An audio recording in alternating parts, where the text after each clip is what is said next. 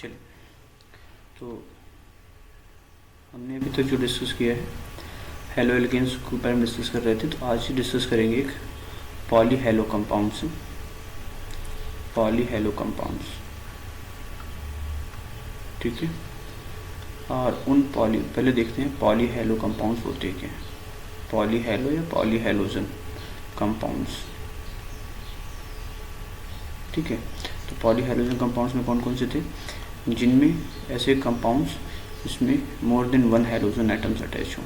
For example, मैं type की बात नहीं कर रहा हूँ, एटम्स की बात कर रहा हूँ। फॉर एग्जांपल हम बात करते हैं CH2Cl2, है ना, डाई हेलोजन यानी डाइक्लोरोमीथेन। हम डिस्कस कर सकते हैं CH2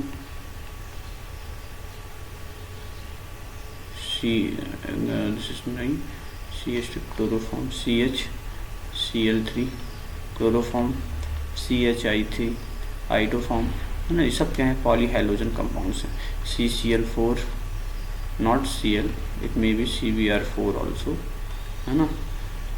और CHI3 आइडोफॉर्म, ठीक है, एंड CHBr3 ब्रोमोफॉर्म। तो जब एक से ज़्यादा हेलोजन एटम्स अगर प्रेजेंट हैं तो उसको हम बोलते हैं क्या, पॉली हेलोजन कंपाउंड्स या पॉली हेलो कंपाउंड्स।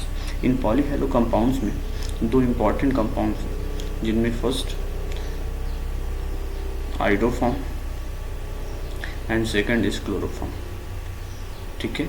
इसी में आपका अगर फ्लोरो डेरिवेटिव आ जाए तो फ्रियॉन भी डिस्कस होता है, बट दो इम्पॉर्टेंट कंपाउंड्स हैं CHCl3 and CHI3, chloroform and iodoform. दोनों जो आपका लैब वर्क होगा, लैब वर्क में भी ये इम्पॉर्टेंट है, ठीक है। चलिए, तो सबसे पहले एक एक करके दोनों की प्रिपरेशन और केमिकल रिएक्शन देखते हैं। देखिए, इसमें जो यूजेस हैं, यूजेस इन्वायरमेंटल और अदर टर्म में, वो CBSE and ICSE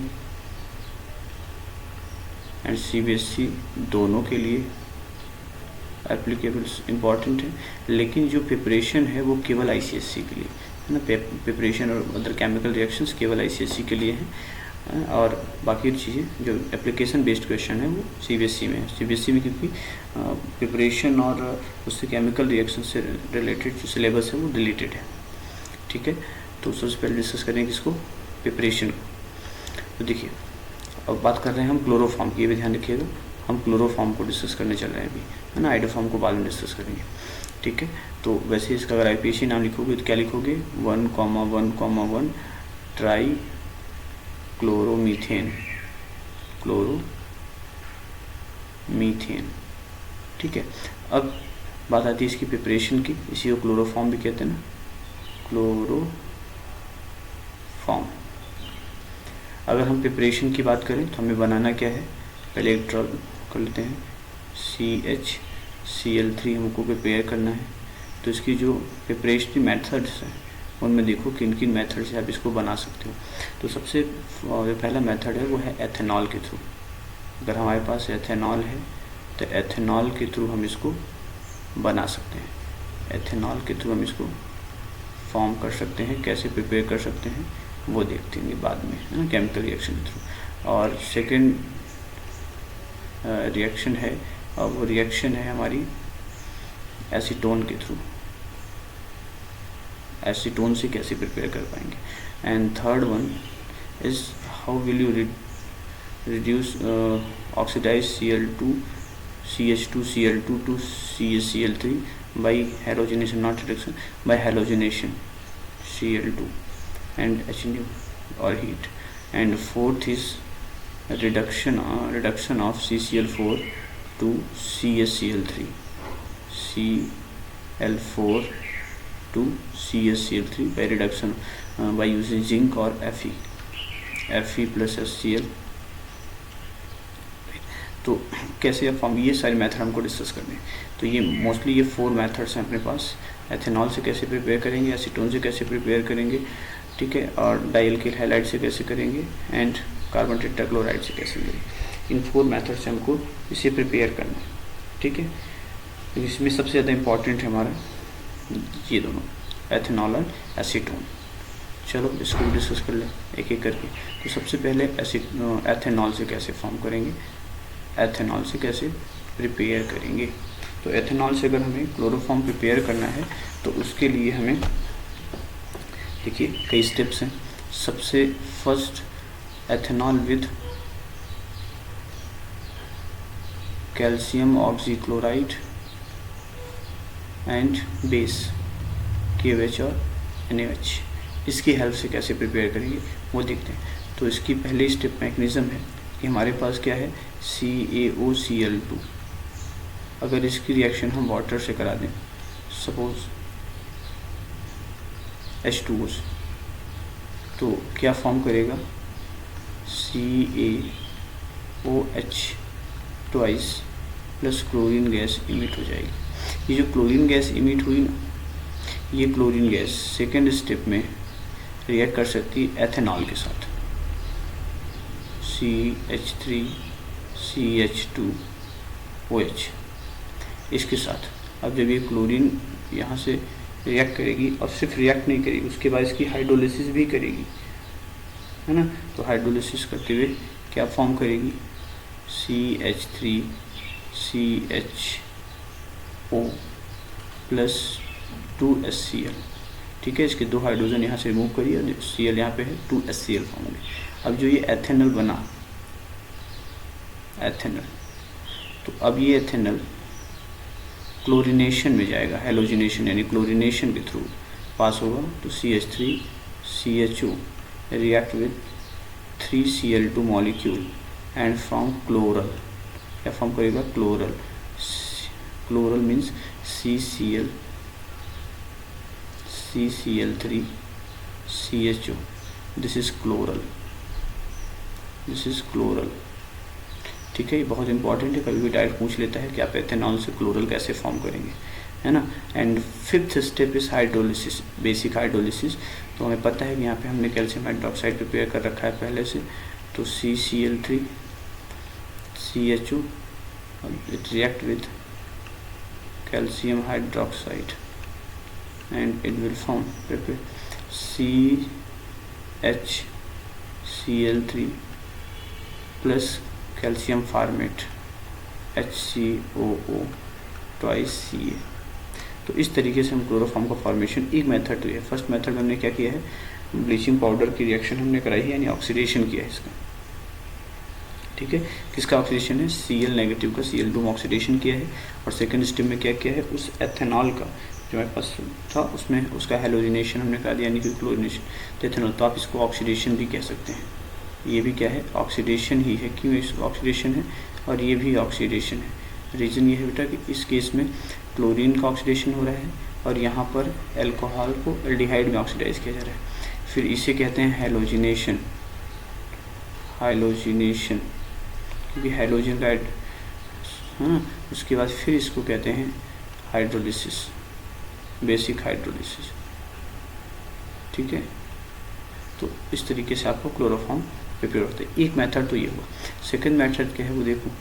second method में हमारा एसीटोन होता है ऑलरेडी, जहाँ वहाँ पे हमने एल्डिहाइड में कन्वर्ट किया था, यहाँ करने की नीड नहीं है, ऑलरेडी हमारे पास एसीटोन होता है।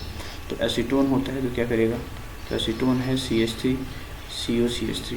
इसमें वो स्टेप डायरेक्ट स्टार्ट हो जाएगी जो हम एल्डिहाइड से कर रहे थे, यानी सीधे सीधे आपको क्लोरीन से रिएक्शन कराना है 3 मॉलिक्यूल से, क्योंकि यहाँ अल्कोहल को कीटोन में लाने की नीड नहीं है, ऑलरेडी है हमारे पास एल्डिहाइड और कीटोन, तो डायरेक्ट रिएक्शन हो जाएगी। तो CCl3, यहाँ के तीनों H आपका रिप्लेस किए गए, COCH3, इस तरीके से ये फॉर्म होगा। अब जब ये फॉर्म हो गया तो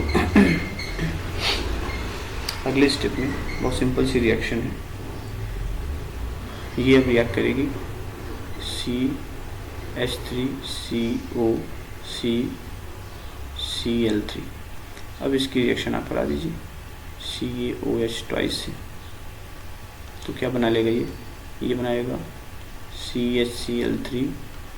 अब इसमें कैल्शियम फॉर्मेट नहीं बनेगा, कैल्शियम एसीटेट बनेगा, है ना, क्योंकि इस CH3 के रिमूव हो जाने के बाद या कहीं इसके रिमूव हो जाने के बाद अभी COCH3 बचा है, तो CH3COO twice and Ca, calcium acetate, साथ ही साथ क्या बना, क्लोरोफॉर्म का प्रिपरेशन हुआ। तो अगर कीटोन है तो आप डायरेक्ट बना सकते हैं, ठीक है। उसमें फिर हमको किस तरीके से एल्कोहल को यहाँ एक दो स्टेप यहाँ के, यानी एक स्टेप यहाँ फिर नहीं हो पाएगा, है ना। हम आपको बता दे रहे हैं कौन सा स्टेप इसमें आपको छोड़ देना है, उस स्टेप की नीड नहीं है। ये जो हमने पहले स्टेप में किया हुआ है, ये वाला स्टेप, ये स्टेप करने की नीड नहीं, क्योंकि ऑलरेडी हमारे पास ये गिवन है, एक कार्बोनिल कंपाउंड गिवन है उसमें, जिसे हम कीटोन कह रहे हैं, एसीटोन। तो हमें यहाँ से यहाँ आने की कोई नीड नहीं है, इसलिए ये स्टेप हम यहाँ पे नहीं शो किए हैं, ठीक है। तो डायरेक्ट दोनों मेथड से बन गया। वहाँ कैल्शियम फॉर्मेट बनता था, यहाँ कैल्शियम एसीटेट बन रहा है, ये डिफरेंस है दोनों के बीच, ठीक है। अब क्वेश्चन ये है कि प्योर क्लोरोफॉर्म कैसे फॉर्म करेंगे, ठीक है। प्योर क्लोरोफॉर्म कैसे फॉर्म करेंगे, तो या क्वेश्चन है कि प्योर क्लोरोफॉर्म की क्या टेस्ट है ना। ये क्लोरोफॉर्म प्योर ही है, इसकी क्या कैसे डिफाइन करेंगे। तो देखिए ये बहुत अच्छा क्वेश्चन है कि क्लोरोफॉर्म की प्योरिटी कैसे चेक करते हैं।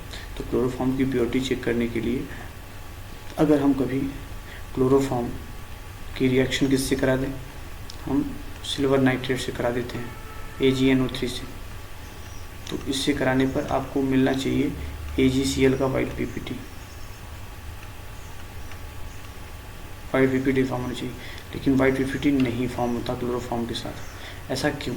अगर PPT फॉर्म हुआ तो प्योर क्लोरोफॉर्म नहीं है, अगर प्योर है तो PPT नहीं बनेगा, है ना। तो यहाँ लिख सकते हैं हम कि जो प्योरेस्ट फॉर्म ऑफ क्लोरोफॉर्म, ठीक है, does not give white PPT, white PPT of AgCl। अब ऐसा क्यों, ये भी क्वेश्चन एक अच्छा से है कि ऐसा क्यों, क्या रीज़न है। तो रीज़न ये है, देखो ये कोवैलेंट है, ये क्या होता है, कोवैलेंट होता है। अब कोवैलेंट जितने मॉलिक्यूल्स हैं तो उसमें CCl बॉन्ड अगर कोवैलेंट है तो ब्रेक नहीं होता, कोवैलेंट होने की वजह से ये आयनाइज नहीं होता, तो Cl माइनस आयन बनेंगे नहीं। जब Cl आयन माइनस बनेंगे नहीं तो Ag प्लस से कंबाइन भी नहीं होंगे। तो इसका आंसर ये है क्यों, ऐसी क्या बात है कि इसमें प्योरेस्ट फॉर्म में वाइट PPT ऑफ Cl नहीं फॉर्म होता। उसका रीज़न सिर्फ इतना है कि Cl, ये जो बॉन्ड है इस C और Cl के बीच, वो कोवैलेंट है, और कोवैलेंट वैसे वो आयन प्रोड्यूस नहीं करेगा, और आयन प्रोड्यूस नहीं करेगा तो नो डाउट हमें AgCl का वाइट PPT नहीं मिलेगा। तो प्योरिटी चेक करने का बहुत अच्छा सा मेथड है, ठीक है। तो ये बात हुई प्रिपरेशन और एक क्वेश्चन की। चलिए नेक्स्ट क्वेश्चन को देखते हैं। नेक्स्ट टॉपिक क्या कह रहा है, नेक्स्ट टॉपिक आपको ये कह रहा है कि स्टोरेज कैसे करेंगे। यहाँ से भी क्वेश्चन अच्छा पूछ सकता है। तो कह रहा है कि आप स्टोरेज कैसे करेंगे, इसका कहाँ स्टोर करके रखेंगे। तो देखिए एक प्रॉब्लम हमारे पास होती है कि अगर हम क्लोरोफॉर्म को थोड़ा सा भी अगर हमने प्रिकॉशंस लूज करी तो ये क्या करेगा, सनलाइट, O2 इनसे रिएक्ट करके ये क्या करेगा, ये फॉर्म कर लेगा COCl2, ठीक है। इसको क्या कहते हैं, phosgene gas, phosgene gas form कर लेता है। अगर फास्जीन गैस फॉर्म किया तो दिक्कत होगी ना, फिर तो प्रॉब्लम हो जाएगी। तो फास्जीन गैस फॉर्म करने में ही प्रॉब्लम आती है सारी। तो अब फास्जीन गैस फॉर्म ना करे, H2O बच नहीं बचेगा, HCl फॉर्म होगा। फास्जीन गैस फॉर्म कर लिया तो प्रॉब्लम हो गई, तो बहुत टॉक्सिक होती है, तो पॉइजन होती है।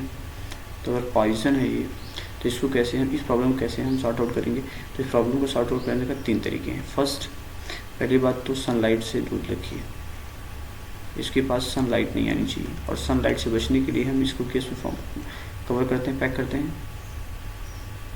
Coloured bottle. तो कलर्ड अगर बॉटल रहेगी तो HNO को एंट्री करने से रोक देगी। तो पहला।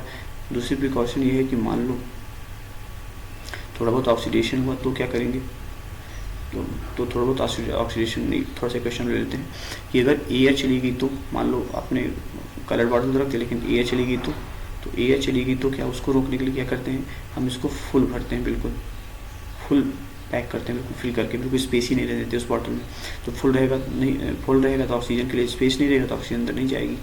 और थर्ड ये कि मान लो दोनों ट्रेस अमाउंट पे पहुँच गए, थोड़े पहुँच गए, तो रिएक्शन कुछ हो जाएगी, तो फास्जीन थोड़ा बहुत तो बनेगी। अगर बन गई है तो क्या करें, तो उसके लिए आप क्या ऐड करके रखिए, ऐड एथेनॉल। आप एथेनॉल ऐड करके रखिए। जो एथेनॉल आप ऐड करके रखोगे ना, तो एथेनॉल इसको ब्रेक कर देता है, एथेनॉल इसको ब्रेक कर देता है, ठीक है। कैसे, जैसे CuCl2 है, अगर आप मान लो किसी रीजन से बन भी गई है ना, तो इसको CuCl2 प्लस एथेनॉल C2H5OH, क्या फॉर्म होगा, यहाँ फॉर्म हो जाएगा C2H5 ट्वाइस एंड CO3, ये फॉर्म हो जाएगा साथ, ठीक है। तो जब ये फॉर्म हो गया, इसका मतलब क्या है, साथ ही साथ क्या निकला, 2HCl भी निकलेगा, 2 HCl वहाँ दिख रहे हैं। तो इससे क्या हुआ, जो हमारा फास्जीन बना है वो कन्वर्ट हो जाएगा किसमें, इस तरीके के कंपाउंड में, जो वाटर सोल्यूबल हो जाएगा, ठीक है। तो इस तरीके से आप इसके स्टोरेज की प्रॉब्लम को सॉल्व कर सकते हैं। वो 3 क्वेश्चन यहाँ है कि सनलाइट में क्यों करते हैं, फुल क्यों भरते हैं, और एडिशनल एथेनॉल क्यों ऐड करते हैं, है ना। तो उसके आप जो आंसर्स है वो यहाँ है कि ऑक्सीजन कलर बॉटल में इस HNO को रोकने के लिए रखते हैं, फुल इसलिए भरते हैं ताकि ऑक्सीजन ना वहाँ पे, और अगर बन जाए किसी रीजन से फास्जीन तो उसको ख़त्म करने के लिए, डिस्ट्रॉय करने के लिए हमेशा इसका उपयोग करते हैं, इस प्रोसेस का, ठीक है।